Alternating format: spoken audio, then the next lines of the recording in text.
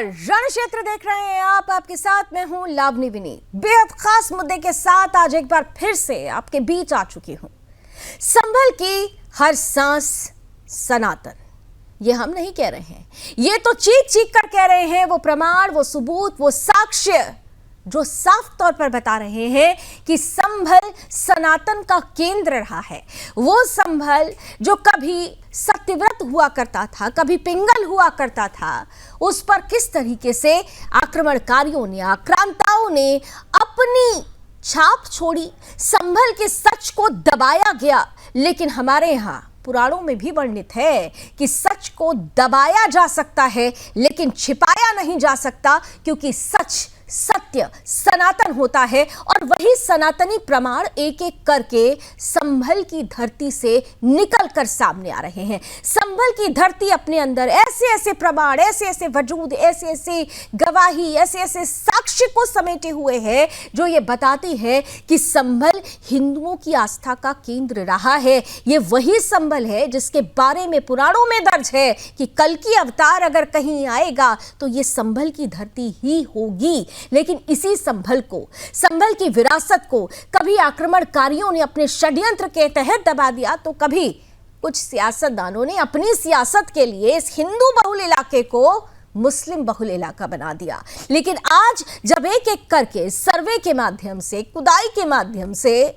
ये प्रमाण सामने आ रहे हैं, तो वह तमाम लोग विचलित हो रहे हैं जिनका एक खास एजेंडा तुष्टीकरण की राजनीति की नींव पर सटीक बैठता है। लेकिन सवाल इन सब के बीच में यह है कि जिस हिंदुस्तान में हम रहते हैं, क्या वहां पर हिंदू विरासतों की, हिंदू प्रमाणों की बात करना इतना कठिन हो गया है? क्या तुष्टीकरण की राजनीति ने संभल के पूरे अस्तित्व को ही बदल कर रख दिया था? और आज जब संभल यानी सत्यव्रत का सत्य जब सामने आ रहा है, तो वही सियासतदान इतना बिलबिला क्यों रहे हैं? क्या ये वोट की चोट से घबरा तो नहीं रहे हैं?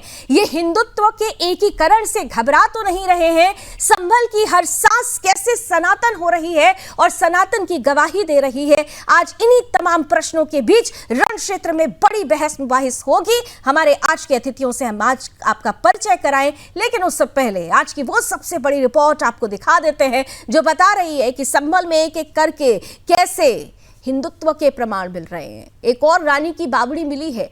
क्या कुछ कहानी है इस पूरे के पूरे संभल की और इस सनातनी सास की, देखिए हमारी आज की इस टीजर रिपोर्ट में। सनातन जो छुपा था जिहाद की परछाई में, दशकों का बंधन, अब वहाँ प्राचीन वंदन।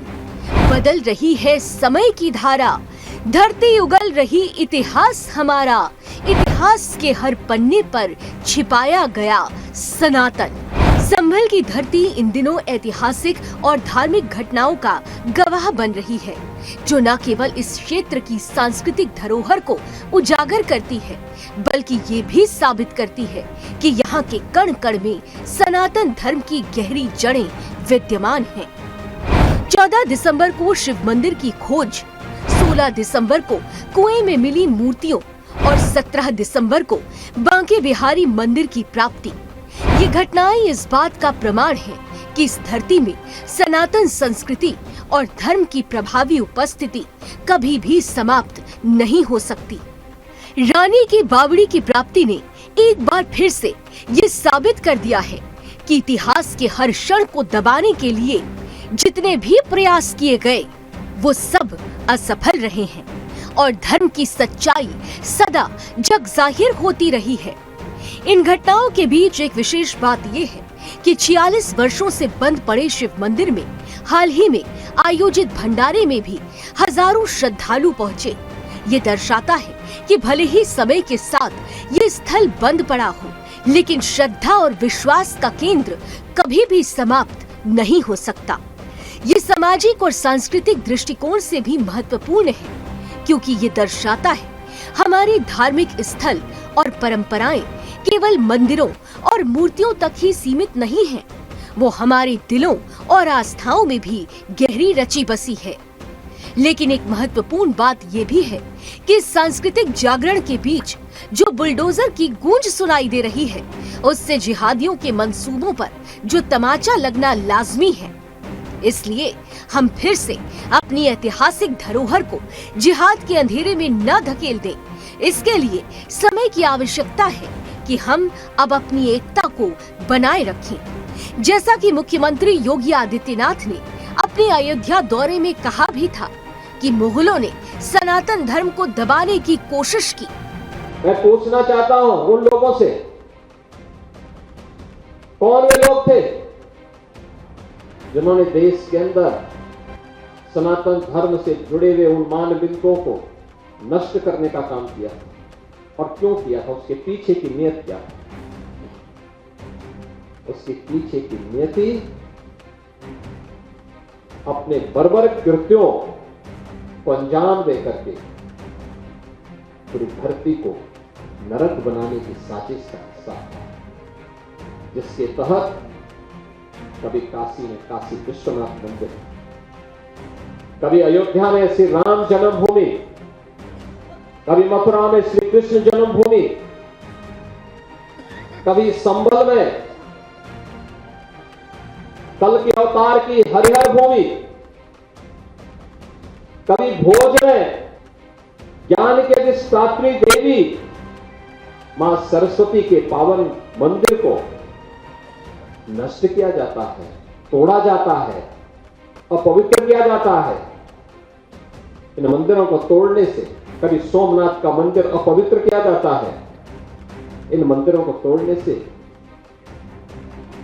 उनका कुल और वंश ही नष्ट हुआ होगा जिन्होंने इन मंदिरों को अपवित्र किया है। वो फैले फुले नहीं होंगे। हमें इस बात का भी ध्यान होना चाहिए कि सनातन ही शिव है और शिव ही सत्य है, और सत्य को दबाया जा सकता है लेकिन छुपाया नहीं जा सकता। यही बात संभल की धरती की खोज से भी साफ प्रमाणित होती है। यहाँ के कण कण में सनातन धर्म की धारा बह रही है, जो हमें ये सिखाती है कि सत्य और आस्था को दबाया जा सकता है लेकिन उसे छिपाया नहीं जा सकता। छुपा सकता है कोई भी सत्य, परंतु उसे दबाना नामुमकिन है। इन शब्दों में वो शक्ति है जो इस धरती के प्रत्येक कण में समाहित है। संभल की ये धरती इस बार फिर अपने इतिहास को उद्घाटित करके ये संदेश दे रही है कि चाहे कितनी भी चुनौतियां आए, कोई भी शक्ति सनातन धर्म को मिटा नहीं सकती। उसकी जड़ें इतनी गहरी हैं कि वो समय के थपेड़ों से भी नहीं हिल सकती।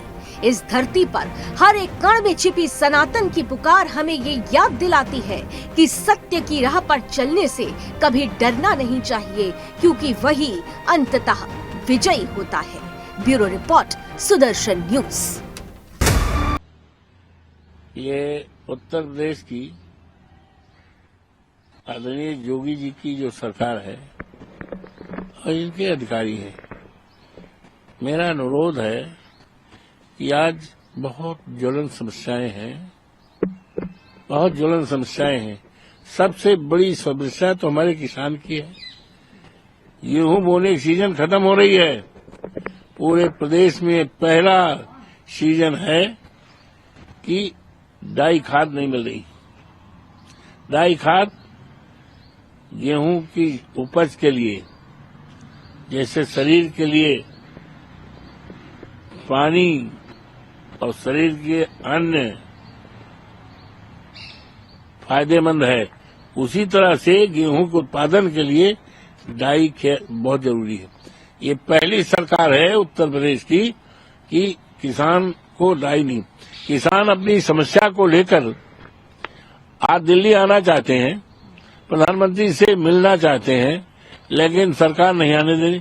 क्या दिल्ली जो है भारतीय जनता पार्टी, तो विपक्ष को एतराज है सर्वे और खुदाई से, क्योंकि वो सच, वो प्रमाण, वो साक्ष्य, वो गवाह सामने आ रहे हैं जो ये बता रहा है कि संभल की सनातनी धरती और इस संभल के कण कण का सच सनातन ही है। संभल ही सतव्रत है, संभल ही महदगिरी है, संभल ही पिंगल है, और संभल वर्तमान यानी कलयुग का संभल दरअसल सतयुग से ही हिंदुओं की विरासत उनकी धार्मिक आस्था का केंद्र बना हुआ है, लेकिन सवाल ये कि जो हिंदुओं की आस्था का गढ़ था वहां पर मुस्लिम बहुल परिस्थिति बनी तो बनी कैसे? इसके पीछे वो कौन से कारण थे और वो कारण क्या आज भी गाहे बगाहे अपने एजेंडे के लिए सामने आ रहे हैं?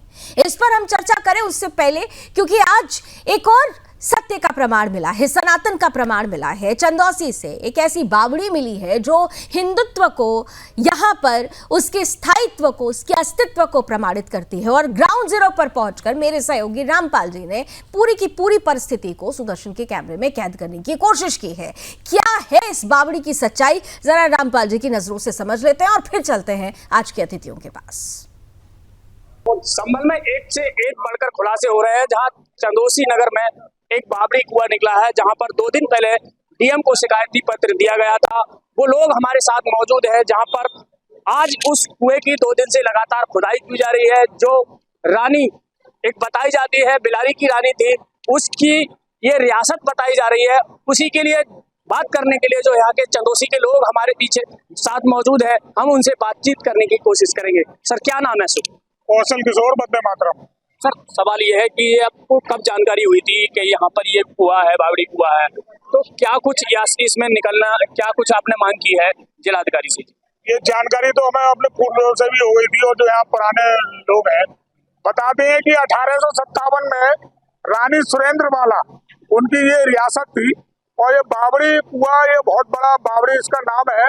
इसमें सीढ़ियां निकलेंगी, कई मंजिल अंदर तक, इसमें कमरे, कोई 10 बता रहा है, कोई 12 बता रहा है कमरे, इसमें कमरे रिहा करते थे। उनकी टुकड़ियां, उनकी फौजें यहाँ आकर विश्राम करती थी, यहाँ रुकती थी। और अभी यहाँ स्थानीय लोगों से भी पता चला है कि 20-25 साल पहले यहाँ पे किन्नर जाति के लोग भी यहाँ रहे थे। तो जैसे बताया जाता है कि हाँ, जो रानी सुरेंद्रबाला थी, जो बिलारी की रहने वाली थी, उसका ये रजवाड़ा बताया जा रहा है, रियासत बताई जा रही है। रामपाल सिंह, सुदर्शन न्यूज, संभल। और आइए चर्चा की शुरुआत करेंगे। अब चलते हैं अपने अतिथियों के पास। स्वागत कर लेते हैं भारतीय जनता पार्टी का पक्ष रखने के लिए हमारे साथ सूर्य प्रकाश मैथिल जी हैं। समाजवादी पार्टी का पक्ष रखने वाले हैं अशोक यादव जी, स्क्रीन पर प्लीज लेकर आइए। हमारे साथ मुस्लिम स्कॉलर के रूप में आज 2 शख्सियत हैं, हमारे साथ हितू खान साहब थोड़ी देर में जुड़ेंगे। इसके साथ ही साथ रमजान चौधरी साहब भी हैं, एज ए मुस्लिम स्कॉलर हमारे साथ जुड़े हुए हैं। जाने माने हिंदू धर्म गुरु हमारे साथ स्वामी दिव्यानंद महाराज जी जुड़ चुके हैं, और साथ ही साथ पॉलिटिकल एक्सपर्ट और पेशे से अधिवक्ता तनुज दीक्षित जी भी हमारे इस पैनल का हिस्सा हैं। आप सभी का बहुत बहुत स्वागत है। और मैं शुरुआत अशोक जी आपके साथ ही करना चाहती हूं, क्योंकि सबसे ज्यादा जो आपत्ति दर्ज की जा रही है वो समाजवादी पार्टी की तरफ से दर्ज की जा रही है। सीधा सा सवाल है साहब, एक प्रमाण, एक साक्ष्य, एक सबूत, एक गवाही जो ये साफ तौर पर इशारा कर रही है कि संभल हिंदुओं की आस्था का केंद्र था, और अगर खुदाई, ये सर्वे इस सच को सामने लेकर आती है तो फिर विपक्ष को आपत्ति क्या है? क्या हिंदुओं से जुड़े हुए सच को इस देश में सामने आने का अधिकार नहीं है? अशोक जी। लावनी जी, अगर हिंदुओं की बात किया जाए और अगर हिंदुत्व की बात किया जाए तो मुझे लगता है कि भारतीय जनता पार्टी को स्टूडियो ऑडियो बढ़ा के बारे में पता नहीं है, क्योंकि 1893 में जब शिकागो में स्वामी विवेकानंद जी ने हिंदुत्व के बारे में अपनी बात रखी थी, तो उसमें उन्होंने 2 बातें रखी। एक सहिष्णुता की बात किया था, एक सार्वभौमिक स्वीकार्यता की बात किया था। लेकिन जो भारतीय जनता पार्टी का हिंदुत्व है ना लावनी जी, वो हिंदुत्व हिंसक हिंदुत्व है। भारतीय जनता पार्टी का हिंदुत्व मॉब लिंचिंग सिखाता है। भारतीय जनता पार्टी के हिंदुत्व में मारकाट है, और भारतीय जनता पार्टी के हिंदुत्व की वजह से ही इंस्पेक्टर सुबोध कांत सिंह की हत्या हुई, और भारतीय जनता पार्टी के हिंदुत्व की वजह से आर.एन. मिश्रा की हत्या हुई गोरक्षक दलों द्वारा। अरे कहाँ चले गए अशोक जी? सहिष्णुता, सार्वभौमिकता, ये सारे शब्द तब अच्छे लगते हैं ना अशोक जी। सुनिए अशोक जी, मैं आपको बीच में टोकना नहीं चाह रही थी, लेकिन आपने मुझे मजबूर कर दिया। ये सहिष्णुता और ये सार्वभौमिकता जैसे शब्द, ये सारे शब्द हिंदू आस्था पर प्रहार करने वालों, जब प्रहार करने के लिए लोग सामने आते हैं उस वक्त कहां चले जाते हैं? यहां पर आप जिन मुद्दों का जिक्र कर रहे हैं, उन मुद्दों का उस सच से क्या लेना देना है? अगर हिंदू आस्था को दबाया गया, अगर संभल में सर्वे होता है हमारी मंदिरों के बारे में, हमारी विरासतों के बारे में, अगर सच सामने आता है, तो इसमें राजनीति कहां से नजर आ रही है? कहां से आपको लगता है कि मुसलमानों को या एक धर्म विशेष को परेशान किया जा रहा है? कहां से सहिष्णुता खत्म हो रही है? ये तो हिंदुओं की सहिष्णुता है कि इतने हजारों वर्षों, लाखों वर्षों से हमने अपनी विरासतों को दबाकर जो रखा गया था उसको सहा है, देखा है। अब हमारी बारी है, अब हिंदुओं की बारी है। अशोक जी, लावनी जी, मुझे लगता है कि जनता ने मुख्यमंत्री जी को सीएम की कुर्सी दिया है, लेकिन ये हमेशा टीएम की कुर्सी पे बैठे रहते हैं। टीएम मतलब समझ रहे हैं, टाइम मशीन। वो मुख्यमंत्री कुर्सी पे नहीं बैठते, टाइम मशीन कुर्सी पे बैठे हैं। वो बटन दबाएंगे 5000 साल पीछे जाएंगे, फिर बटन दबाएंगे 1500 साल पीछे जाएंगे। नहीं, दिक्कत क्या है? अपनी जड़ को ढूंढना, अपनी जड़ को, अपनी मूल को ढूंढ लेना, उस सच को सामने ले आना, इसमें दिक्कत क्या है? मुझे दिक्कत सिर्फ बता दीजिए कि दिक्कत क्या है।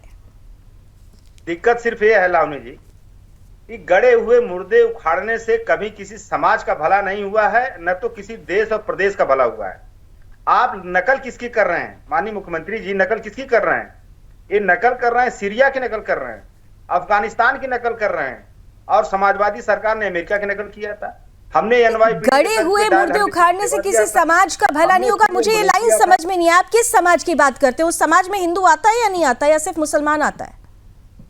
नहीं, बड़ा अच्छा आपने सवाल किया। मैं तो यही सवाल करने जा रहा, यही जवाब देने जा रहा था, आपने मेरे मुंह की बात छीन ली। लावनी जी धन्यवाद। आप ये बताइए कि भारतीय जनता पार्टी के हिंदुत्व में पिछड़ा दलित आता है कि नहीं आता है? नहीं, मैं तो अभी बताएंगे सूर्य प्रकाश मैथिल जी, लेकिन आप बताइए ना, समाजवादी पार्टी के समाजवाद में हिंदू आता है या नहीं आता है? समाजवादी पार्टी के समाजवाद में विवेकानंद का हिंदुत्व आता है, भारतीय जनता पार्टी का हिंदुत्व नहीं आता है। तो स्वामी विवेकानंद जी ने तो अपने हिंदुत्व से अपनी विरासत को जोड़ रखा है। आप लोग तो उसी विरासत को दबाने की बात कर रहे हैं। आप स्वामी विवेकानंद जी की बात कर रहे हैं तो उनके कोट्स को याद कीजिए। उन्होंने कहा कि अपनी विरासतों से जुड़ा होना ही असली हिंदुत्व है, और एक हिंदू का यह अधिकार है कि वो अपनी विरासत के बारे में जाने, पहचाने, समझे और उसे आत्मसात करे। केवल स्वामी विवेकानंद जी का नाम लेने से तो काम नहीं चलेगा ना। जो उन्होंने कहा है उसे कोट करते हुए पूरी बात कही है। लावनी जी, अगर मैं तो यही पूछ रहा था ना, आपने मेरी बात घुमा दिया। मैं यही पूछ रहा था कि क्या भारतीय जनता पार्टी के हिंदुत्व में इस प्रदेश के पिछड़े दलित हैं कि नहीं है? मुझे लगता है कि भारतीय जनता पार्टी के हिंदुत्व में पिछड़े दलित नहीं है। अगर पिछड़े दलित रहते तो 69,000 शिक्षक भर्ती में उनका आरक्षण नहीं लूटा जाता। अरे साहब, कहाँ जा रहे हैं? संभल पे आइए ना। आपके पास मेरे सवाल का जवाब नहीं था। मैं उससे पहले जाऊं, चलिए एक बार फिर से पूछ लेती हूँ, 10 सेकेंड आपको देती हूँ। समाजवादी पार्टी के समाजवाद में हिंदू आता है या नहीं? हिंदू आता है या नहीं आता? हिंदू आस्था आती है या नहीं आती? हिंदू विरासत आती है या नहीं आती है? समाजवादी पार्टी के समाजवाद में आप एक बार नहीं 10 बार पूछेंगी। मैं बताऊंगा कि जो हमारा असली हिंदुत्व है वो आता है, स्वामी विवेकानंद वाला हिंदुत्व आता है। भारतीय जनता पार्टी वाला हिंदुत्व नहीं आता है, क्योंकि भारतीय जनता पार्टी वाला हिंदुत्व देश के टुकड़े टुकड़े करने वाला हिंदुत्व। सूर्य प्रकाश मैथिल जी, स्वामी विवेकानंद जी की टिप्पणी भी, जो उनका कोड था, मैंने आपको पूरी तरह से बता दिया। लेकिन सूर्य प्रकाश मैथिल जी, उन्होंने तो समाजवाद की परिभाषा आपके लिए दूसरी बता दी, अपने लिए बता दिया कि उनके उस हिंदुत्व में तो उनके समाजवाद में हिंदू आता है। सर्वे और खुदाई कराना ये गड़े मुर्दे उखाड़ने जैसा है। धन्यवाद लावनी जी। पहले तो आपको और पूरे देश को भारत माता की जय, वंदे मातरम। वंदे मातरम। और मुझे अशोक यादव जी की बात बिल्कुल सहमत हूं कि माननीय मुख्यमंत्री जी के पास में एक टाइम मशीन है। वो टाइम मशीन, ये गलत बोल गए, वो भविष्य की टाइम मशीन है उनके पास। वो भविष्य में जाके देख रहे हैं किस प्रकार से समाजवादी पार्टी के कुशासन और मुस्लिम तुष्टीकरण के कारण प्रदेश के अंदर बांट के काटने का जो राज है ना, वो जिस प्रकार से पहले बड़े बड़े आक्रांताओं ने आके काटा पीटी की थी, उसी प्रकार से भविष्य में ऐसी कोई काटा पीटी ना हो, इसलिए उन्होंने कहा कि बटेंगे तो कटेंगे और एक रहेंगे तो नेक रहेंगे। और इस प्रकार से जो इस समय में ये निकल रही है ना सब चीजें, ये माननीय मुख्यमंत्री जी द्वारा पुनः धर्म की स्थापना हो रही है। एक बात और मैं बताना चाहता हूं, ये हम सबकी श्रद्धेय रामचरितमानस है। इस मानस के अंदर, बाल्यकांड के अंदर एक चौपाई है जो शिव शंकर भगवान पार्वती जी को कहते हैं, होई वही जो राम रचि राखा। ठीक है, तो जो हो रहा है वो राम ने रच रखा है, इस चीज को आप याद रखें। अब आ जाते हैं हम समाजवादी पार्टी के हिंदुत्व के ऊपर। तो लावनी जी, इनका हिंदुत्व यही है ना कि राम भक्तों के ऊपर गोली चलवा देंगे, ये मस्जिदों के अंदर जकात देंगे, सरकारी खर्चे के ऊपर हज कराएंगे और इस देश के संसाधनों पर पहला अधिकार मुसलमानों का है, इस प्रकार का दंभ भरेंगे। और साथ ही साथ ये खुले मंच से ये कहेंगे कि दोबारा से यदि हम सत्ता में आएंगे तो फिर गोली चलवाएंगे।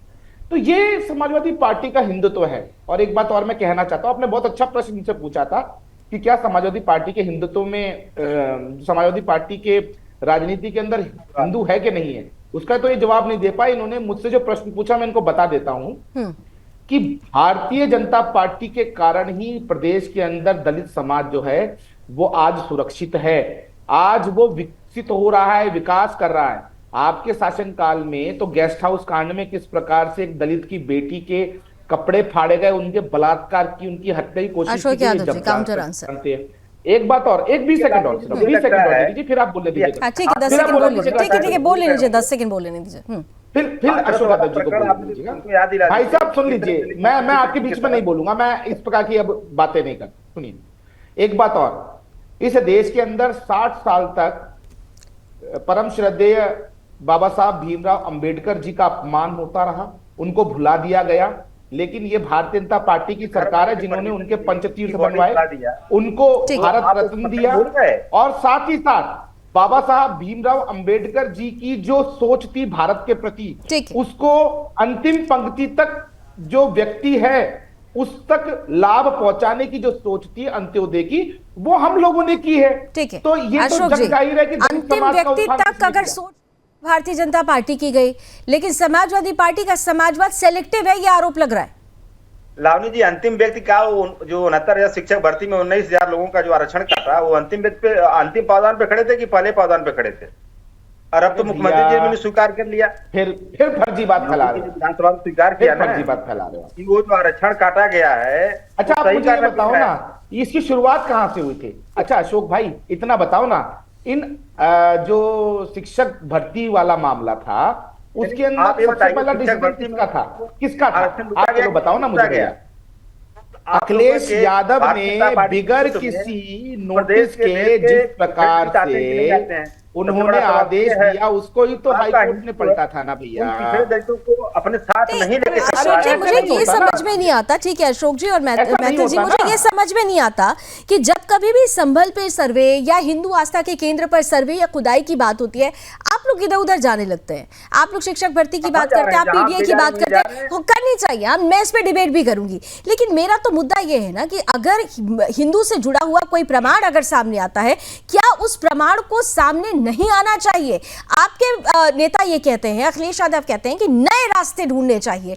नए रास्तों में क्या सिर्फ मुसलमान आता है? उन नए रास्तों पे क्या कोई हिंदू नहीं आता? ये बड़ा सवाल है। स्वामी दिव्यानंद महाराज जी हमारे साथ जुड़ चुके हैं। ठीक है, आप दोनों को बहुत वक्त दिया, मैं पुनः आती हूँ आप लोगों के पास, लेकिन बाकी के 3 मेहमान। स्वामी दिव्यानंद महाराज जी, नए रास्ते खोजे जाएंगे, लेकिन नए रास्तों पर मुझे लगता है कि शायद समाजवादी पार्टी या फिर दूसरे विपक्षी पार्टियों को हिंदू नजर नहीं आता। और आज जब सत्य चीख चीख कर सामने आ रहा है, सनातन जो हमारा केंद्र है वो धीरे धीरे उसका सच उजागर हो रहा है, तो परेशान हो रहे हैं विपक्षी। लगता है आपको बकायदा एक एजेंडे के तहत हमारी विरासतों को दबाने का प्रयास किया गया, अपनी सियासत के लिए हिंदू बहुल इलाकों को मुस्लिम बहुल इलाका होने के लिए पूरी तरह से छोड़ दिया गया। वंदे मातरम सभी को, लावनी जी आपको भी और सभी पैनलिस्टों को, सभी विद्वानों को नमस्कार करते हुए लावनी जी ये कहना चाहूंगा कि ये जितने भी राजनीतिक दल है इनकी बात समझ भी नहीं आती। सबसे पहले सारे लोग विद्वान हैं, डिबेट में आते हैं, नेशनल चैनल पे बैठते हैं, इन्हें यह भान नहीं होता है कि आज का विषय क्या है और मेरे से लावनी क्या पूछ रही है। ये पूछो कुछ, ये उत्तर देते हैं कुछ। वो जानते हैं कि विषय क्या है। दरअसल मजबूरी ये होती है कि उस विषय पर अगर वो बोलने लगेंगे तो फिर उनका सेलेक्टिव अप्रोच सामने आ जाएगा, इसीलिए मैं वापस बीच बीच में मुद्दे पर लेकर आ जाती हूँ। हाँ, तो पहली बात ये भटकते हैं, तो मुझे लगता है कि बिल्कुल समय बर्बाद होता है। एक राष्ट्रीय चैनल में बैठ के टू द पॉइंट सभी को एक तरह खेलने डिस्कशन होनी चाहिए।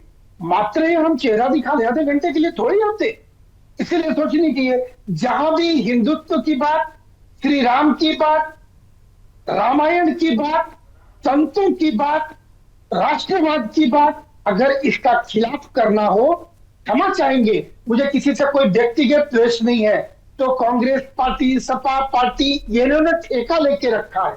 हमें बड़ी दुख होता है। अरे भारत आपका नहीं, आप भारत के नहीं है क्या?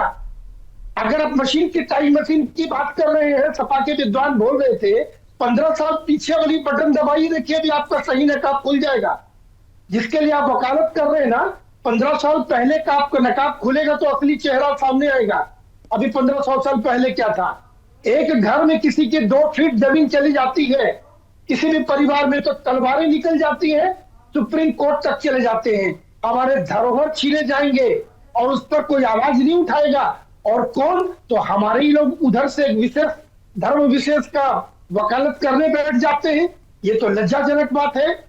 मैं तो उनसे भी बोलता हूं जिनकी वकालत कर रहे हैं, ये याद कीजिए 1500 साल पहले वो जमीन किसकी थी, वो विरासत किसका था। आप कहां से बदल गए? बहुत ही अच्छा अवसर है। आपके पूर्वजों पर जो अत्याचार हुआ था उसका प्रतिशोध लेने का आज बहुत ही अच्छा अवसर है। आप करें और गंगा नहा लें, ये जन्म सफल हो जाएगा। अशोक जी, अच्छा अवसर है। स्वामी जी कह रहे हैं अच्छा अवसर है, पश्चाताप करने का यही अवसर है और शायद आपके पूर्वज भी यही चाहते हो। अशोक जी। हाँ लावनी जी, क्या पूछ रही हैं सवाल? आपने स्वामी जी को सुना, उन्होंने कहा अच्छा अवसर है आप लोगों के लिए पश्चाताप करने का। पूर्वजों की आत्मा सुख और शांति में चली जाएगी अगर वो सच जिससे आप लोग डगमगा गए हैं, अगर उस सच को स्वीकार कर लेंगे तो।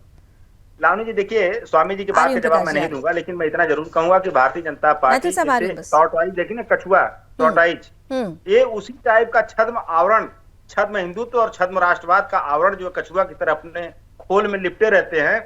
और जब कोई हमला करता है भाजपा पे तो अपनी मूड़ी अंदर घुसा लेते हैं, कहते हैं अरे तो हिंदुत्व पे हमला कर दिया, अरे तो देश पे हमला कर दिया। अडानी जब देश को लूटता है, अरे कम से कम थोड़ा सा तो लिहाज करिए। अब हिंदू धर्म गुरुओं को भी आप भारतीय जनता पार्टी से जोड़ने लगते हैं, यही तो विडंबना है। तो फिर तो उस लिहाज से अगर कोई मौलाना कुछ कहता है और उनको अगर समाजवादी पार्टी से जोड़ा जाता है तो फिर आप लोगों को एतराज नहीं होना चाहिए। जब कोई हिंदू धर्म गुरु भारतीय जनता पार्टी का हो सकता है तो फिर मौलाना समाजवादी पार्टी के भी हो सकते हैं, और हम ये मान लेते हैं कि जो मौलाना कह रहे हैं वही समाजवादी पार्टी कह रही है। मैं हिंदू धर्म की बात नहीं कर रहा हूँ, मैं तो भारतीय जनता पार्टी को कह रहा हूँ और छद्म राष्ट्रवाद का जब उसके ऊपर हमला होता है लावनी जी, तो आवरण ओढ़ती है धर्म का, कहती है अरे ये तो हिंदू धर्म पे अटैक कर दिया, ये तो राष्ट्र पे अटैक कर दिया। अडानी के ऊपर करता है तब भाजपा वाले कहते हैं कि ये तो देश के ऊपर हमला कर रहा है। अरे ये तो स्वामी जी कह रहे थे ना, ये तो दिव्यानंद महाराज कह रहे थे, ये भारतीय जनता पार्टी के शिव प्रकाश मैथिल जी थोड़ी कह रहे थे, वो तो दिव्यानंद जी कह रहे थे। दिव्यानंद जी कुछ बोल रहे हैं, उसके बाद ब्रेक लेते हो। दिव्यानंद जी, अशोक जी को सामने लाइए, मैं अशोक जी से एक प्रश्न करना चाहता हूं। आप पूछ लीजिए प्रश्न। अशोक जी, मुझे आप एक बात बताएं, मेरा विरोध कर ले, चलिए, मुझे आश्चर्य नहीं होता है कि सपा वाले कांग्रेस वाले देखना नहीं चाहते भारतीय संतों को, हिंदू संतों को आप बर्दाश्त नहीं कर पाते, क्योंकि आपके जो सीनियर है पुराने लोग, वो लोग गोलियां चलाए हैं, राम का विरोध किया, आश्चर्य की बात नहीं। आप निश्चित स्वागत है, आप मुझे गाली बकले, आपका रूह नहीं कांपता है जहां श्री राम की बात और मंदिर की आप विरुद्ध बात करते हैं। आप हिंदू नहीं है, मैं हिंदू क्या, मैं तो मुसलमानों से भी बोल रहा हूँ। देखिए, प्रश्न बड़ा है कि रामद्रोही का ये टैग क्यों समाजवादी पार्टी अपने ऊपर लेकर घूम रही है। दो और मेहमान हमारे साथ लगातार बने हुए हैं, उनका भी हम इस पर क्या मंतव्य है, क्या उनकी राय है, जानेंगे। एक छोटे से ब्रेक के लिए मुझे बार बार कहा जा रहा है, बहुत छोटा सा ब्रेक है, लेकिन आप कहीं मत जाइएगा क्योंकि मुद्दा हमारे और आपके अस्तित्व से जुड़ा हुआ है। संबल का हर वो सांस, हर वो सनातन सच आज एक बात पूछ रहा है कि संभल के सच को दबाने वालों के खिलाफ क्या आज आवाज बुलंद नहीं करनी चाहिए। करेंगे आवाज बुलंद इस छोटे से ब्रेक के बाद। तो संभल का सच धीरे धीरे सामने आ रहा है। संभल के हर सांस सनातन है। इस सनातन सच को दबाने का जो षड्यंत्र रचा गया, आज उसी पर हो रही है बड़ी बहस। तनुज दीक्षित जी हमारे साथ हैं, पेशे से अधिवक्ता भी हैं और पॉलिटिकल एक्सपर्ट भी हैं, लेकिन कानूनी लिहाज से मैं आज तनुज जी आपसे समझना चाहती हूँ, सीधे आपके पास आ रही हूँ कि जो ये कार्रवाई हो रही है खुदाई की या सर्वे की, ये क्या असंवैधानिक है? क्योंकि कहा जा रहा है कि ये तो सर्वे, सर्वेक्षण, खुदाई, ये सब कुछ भी है, ये कानून के विरुद्ध हो रहा है। तनुज जी, देखिए लावनी जी, अगर हम बात करें तो ये जो सर्वे है ये स्टेट एएसआई के द्वारा किया जा रहा है, राज्य के द्वारा किया जा रहा है। और अगर हम इसको समझे तो माननीय सुप्रीम कोर्ट ने जो ऑर्डर दिया था उसके अंदर किसी भी तरह के ऑर्डर्स के लिए एक समय 8 जनवरी तक का नियत किया है कि उस दौरान तक कोई भी कोर्ट कोई ऑर्डर इस केस में नहीं देगी, क्योंकि the places of worship act 1991 के संशोधन हेतु 5 याचिकाएं लंबित हैं। ऐसे कुल 6 हैं, जिसमें 5 हिंदू पक्ष की और एक जमीयत उलेमा हिंद की तरफ से याचिका है। तो ऐसे में उसको पूरी सुनवाई के बाद में 8 जनवरी को नियत किया है माननीय सर्वोच्च न्यायालय ने। तब तक जो भी सर्वे हैं वो चल सकते हैं और ये उसी का हिस्सा है। अगर ये भी कहा है कि अगर मस्जिद कमेटी को कोई आपत्ति है तो इसको लेकर के वे इलाहाबाद हाई कोर्ट में जो है आपत्ति दर्ज कराएं और वहां से स्टे ले। लेकिन अभी तक ऐसी कोई भी प्रक्रिया जो है देखने को नहीं मिली है, इसलिए सर्वे लगातार जारी है। देखिए, अभी तक वहां पर 19 बावड़ी, 5 तीर्थ स्थल और 3 मंदिरों के सर्वे हुए हैं। अगर हम बात करें तो एंशिएंट मॉन्यूमेंट्स प्रिवेंशन एक्ट 1904 के तहत सन 1920 में इसको राष्ट्रीय स्मारक भी घोषित किया गया था मस्जिद को। और अगर लेकिन इसके पूर्व इतिहास में जाए तो 1596 में जब बाबर भारत में आए तो उन्होंने इसमें मंदिर को तोड़ करके मस्जिद की स्थापना की है, ऐसा याचिकाकर्ताओं ने अपनी याचिका में भी लिखा है। लेकिन इन सबके बावजूद लावनी जी अगर बहुत महत्वपूर्ण संबल को समझे तो आजादी की बाद से अब तक 16 बार संबल में दंगे हुए हैं और उन 16 बार के दंगों में 213 लोग जो हैं, ये आंकड़े हैं, 213 लोगों की मृत्यु हुई है। उन 213 लोगों में 209 हिंदू थे। ये कितना बड़ा आंकड़ा है। और अगर हम बात करें जो 46 साल पहले आखिरी सन 1978 में दंगा हुआ, उसके बाद तो कई सारे हिंदू परिवारों ने पलायन भी कर दिया। ठीक है, यानी संबल के असली अस्तित्व पर प्रहार हुआ है और अगर उसके अस्तित्व को दोबारा सामने लाया जा रहा है तो वो कानून की छाया के अंदर हो रहा है, कुछ भी गैर संवैधानिक नहीं है, ये बात आप कह रहे हैं। इतू खान साहब, जब सब कुछ कानून की छाया में हो रहा है, जब अतिक्रमण पर कार्रवाई हो रही है और धीरे धीरे संबल का सच सामने आ रहा है, तो अतिक्रमण आप लोगों को सांप्रदायिक क्यों लगता है? क्यों नहीं हिंदू विरासतों को आज सच सामने आना चाहिए? इतू खान साहब अनम्यूट करिए। इतू खान साहब आप अनम्यूट कीजिए पहले। बिस्मिल्लाहिर्रहमानिर्रहीम, शुरू करते हैं अल्लाह के नाम से। ये जो बात आप कह रही है सही कह रही है। इतना साल से क्यों नहीं हुआ, 78 से साल के अभी तक चालू नहीं हुआ। तो आप ये बता सकते हैं कि 78 साल के बाद में क्या 78 के बाद क्या वहां पर हिंदू कोई नहीं थे? कल्याण सिंह जी आए थे उस टाइम, वो क्या किए थे? कल्याण सिंह जी तो 2 बार चीफ मिनिस्टर बने थे, 3 बार। वो क्यों नहीं इस चीज को ध्यान दिए पहले? आज योगी जी को सब चीज नजर आ रही है। क्या कल्याण सिंह जी भी तो हिंदू थे या वो हिंदू नहीं थे? अरे हिंदू थे तो क्यों नहीं सनातन के लिए जगा रहे थे? आज योगी जी को आने के बाद ये सब चीज नया ड्रामा। अच्छा इतू खान साहब, आपकी बात का जवाब सूर्यप्रकाश मैथिल जी से लूंगी। मैं आज आपसे बड़ा सीधा सवाल करूंगी। छोड़ दीजिए पॉलिटिकल पार्टी को, छोड़ दीजिए योगी आदित्यनाथ को, छोड़ दीजिए कल्याण जी को। नहीं सुनिए ना, पहले सुनिए तो। अरे प्रश्न तो सुन लीजिए, प्रश्न से पहले क्यों घबरा रहे हैं? प्रश्न तो सुन लीजिए। मैं कह रही हूँ छोड़ दीजिए पॉलिटिकल पार्टीज को। आप पॉलिटिकल पार्टीज को थोड़ी देर के लिए भूल जाइए। आप भूल जाइए कि पॉलिटिकल पार्टीज अपने एजेंडे के लिए कर रही हैं। मैं सिंपल आपसे पूछती हूँ, आप हमेशा कहते हैं कि इस देश में हिंदुओं का हक किसने मारा है, हिंदुओं को कहां दबाया गया है? तो अपने उसी हिंदू भाई के लिए आज वो हिंदू ये चाहता है कि जहां जहां पर भी उसका तीर्थ है, वो स्थल जहां पर बाबर और औरंगजेब जैसे आक्रांता आए, उन लोगों ने उस विरासत को जमींदोज किया, अगर वो चाहता है अपनी जड़ों से जुड़ना, उस जड़ को सामने आना चाहिए, तो फिर तो इतू खान को दिक्कत नहीं होनी चाहिए। ये पॉलिटिकल पार्टीज इसमें बीच में क्यों आ जाती हैं? आप उस हिंदू के लिए बात कीजिए ना, जिसके लिए आप झंडा बरदारी करते हैं। हम हिंदू मुस्लिम भाई, गंगा जमुनी तहजीब, अरे उसी के आधार पर करने दीजिए ना ये सर्वे। देखिए यहाँ पर हिंदू और मुस्लिम का कोई मैटर नहीं है। नहीं, मैटर तो उसी का है साहब, मैटर तो उसी का है। हिंदू तो चाहते हैं कि उनकी विरासतों के बारे में उन्हें पता चले। हिंदू तो चाहते हैं, मुसलमान क्यों नहीं चाहता है? नहीं, मुसलमान भी चाह रहा है, सब कुछ चाह रहा है, लेकिन यहाँ पर तो वो बात नहीं है। यहाँ तो से कहा जा रहा है इंसानियत के नाम पे विवाद पैदा करने के लिए ये सियासी माहौल खराब कर रहे हैं लोग। तो सियासत, अरे भाई आप आपत्ति दर्ज मत कीजिए, सियासत करने वाले चुप बैठ जाएंगे। सियासत तो आप कर रहे हैं ना, सियासत करने का मौका ही मत दीजिए।